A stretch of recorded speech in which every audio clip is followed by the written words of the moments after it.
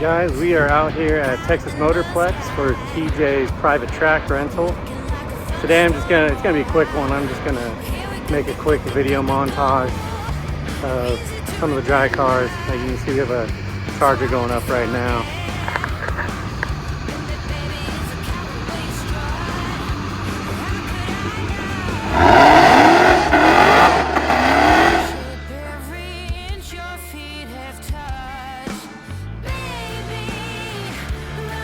So this one I'm just gonna throw my Sony camera on the Ronin and make a quick video kind of highlighting TJ's private track.